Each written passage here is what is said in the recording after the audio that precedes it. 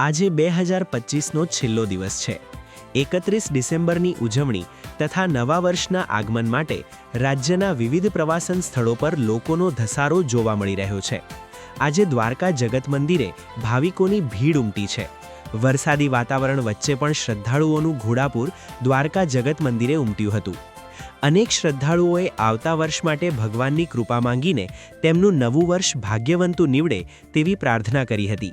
તેમજ છેલ્લા દિવસે મંદિરના શિખર ઉપર ધજા ચઢાવીને ધન્યતા અનુભવી હતી।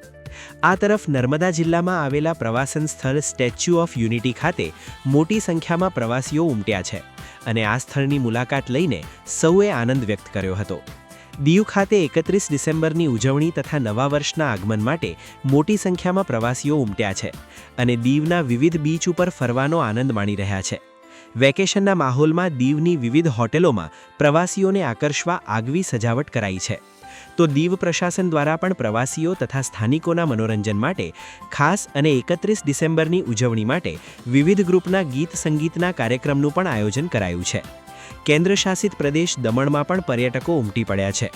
મોટી દમણ વિસ્તારમાં આકર્ષક શણગાર કરવામાં આવ્યો છે, જ્યારે દેવકા સહિત અન્ય વિસ્તારોની હોટલો રોશનીથી ઝગમગી રહી છે। પર્યટકોના મનોરંજન માટે પ્રશાસન દ્વારા ફ્રી મ્યુઝિકલ નાઇટનું પણ આયોજન કરવામાં આવ્યું છે।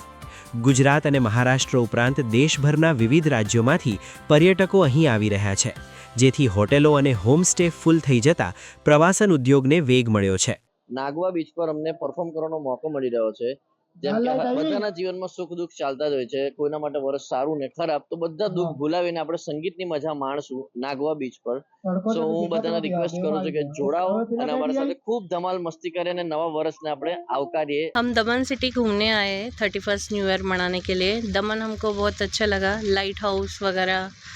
दमन पीसफुल सिटी है और बहुत मज़ा आया फैमिली के साथ।